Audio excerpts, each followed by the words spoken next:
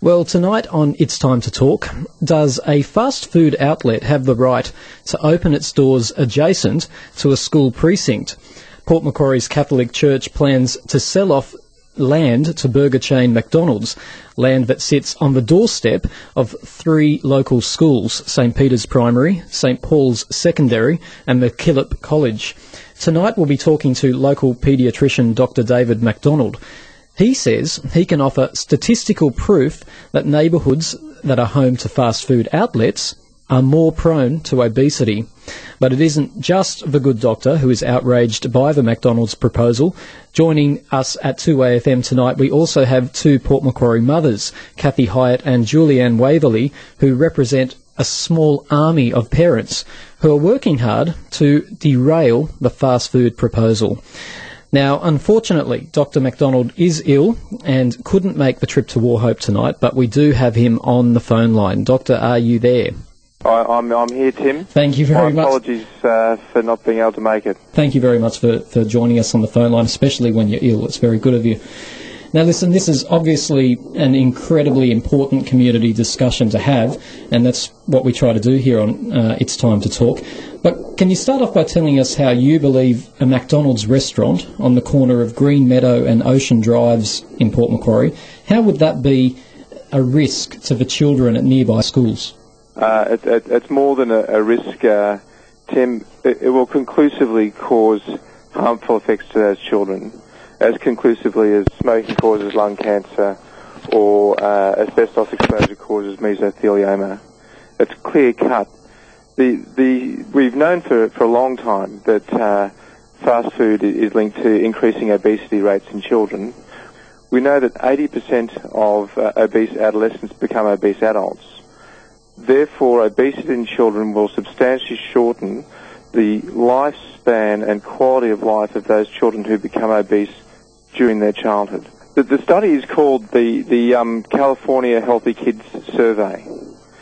The intention of the study was to get a cross-section of all sorts of health issues.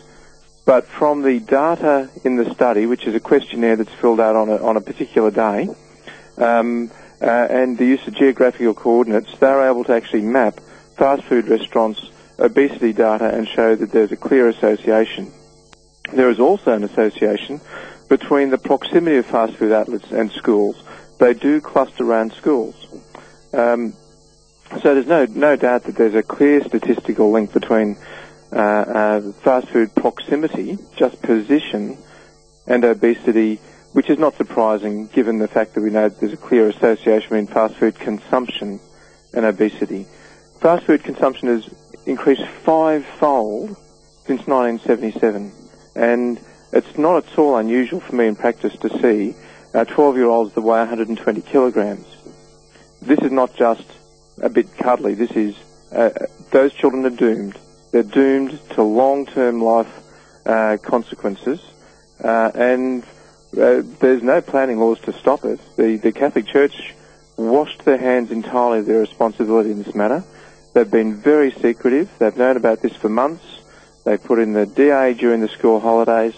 They've planned this very, very, very carefully and have colluded with the fast food chain to put the children to whom they're responsible at grave risk. Well, on the question of location, McDonald's have issued a statement saying that the fact that there are schools there in that location had no bearing on them wanting to put the McDonald's there. They were more talking about the fact that it's on a highway. Do you believe that is untrue? Do you believe that they are deliberately trying to place a fast food chain where there are three schools?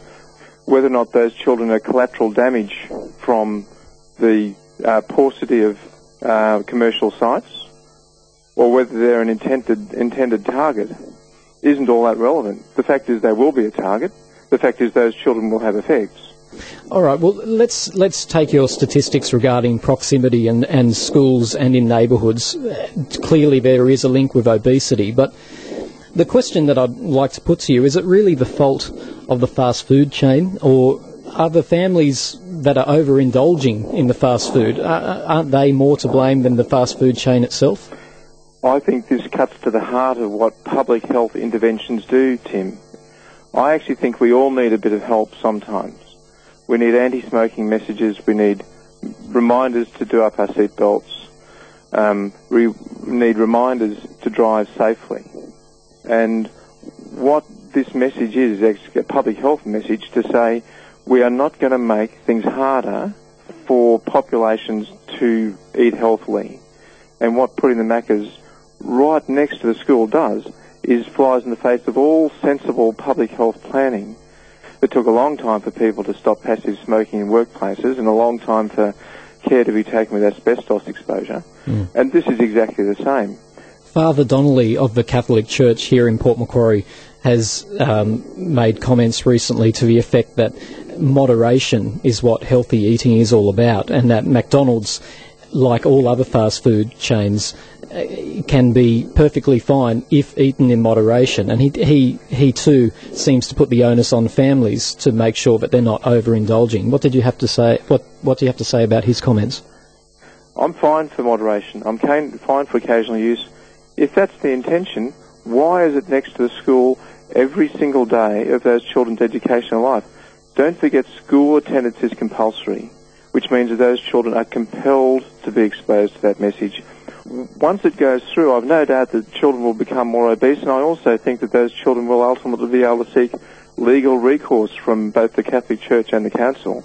Because if you prove something that you know is harmful, when the evidence is there is harmful, then I believe there's liability, and I personally think this is a ticking time bomb for both the Church and the Council, and it will serve them both right for being so careless to consider that such a harmful development is appropriate. So you're suggesting possibly a class action in the future over this matter? Oh, a class action or an individual might choose to. I mean, you can be sued about being strapped at school or being bullied at school or all sorts of things these days. And in 30 years' time, heavens knows what will be possible. But given the fact that we know it's harmful, given the fact that the Council knows it's harmful because I've taken this data to the Council, then I think that people, knowing that the data existed and knowing the Council were aware, would be perfectly entitled to seek legal recourse.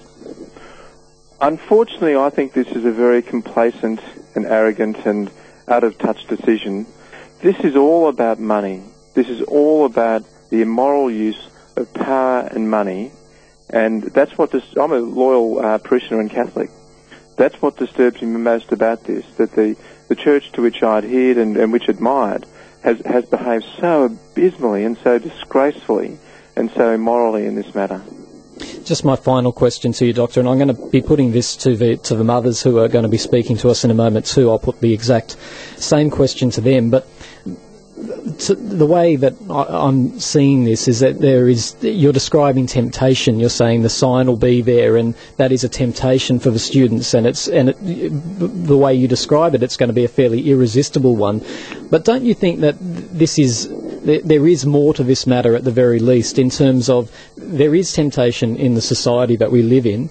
Should we also be working in? There should be other. Do you agree there should be other strategies in place to make sure that children don't always give in to that temptation that's presented to them, no matter where that temptation is, even if it happens to be right outside the school gates? I don't think you can fight the multi-million-dollar advertising reach of the fast food chains. I mean, we call them fast food chains, Tim. They're junk food outlets. You know, they have a message of being a family-friendly restaurant. The reality is they're making our children sick. No, I actually don't think that exposing children to temptation on the basis that they can resist it is going to stack up against the multi-million-dollar, highly geared, highly clever advertising reach of what the only thing that will stop them is a cohesive community opposition. And I think it's time for us to say, well, this is a democracy. You can't just plant this unpleasant and big business junk food outlet right next to 1,700 kids, right in the middle of a residential community, because you feel like doing it. That's not democracy. That's not fair. That's not what my father and lots of other people fought for. And yet nobody said. Certainly McDonald's have no shame, and the Catholic Church is in what I'd call an unholy alliance with them. But it is possible for concerned individuals to write a letter to the Council make a submission, either opposing or in favour, if that's what people choose to do. The address is to the Port Macquarie Hastings Council. I'm sure you'll be able to get those addresses from Kathy and Julianne. But I think it's very important that people do feel strongly. This will come down to the numbers. If the numbers not there, McDonald's have won, and all those children and everyone in the community will be missing out. All those addresses and numbers and email addresses will certainly be given out by the end of this segment. Thanks so much for your time. Tim, thank you very much for your time, and keep up the great work. I appreciate it. Thanks very much. Thank you. Talk Bye-bye. again.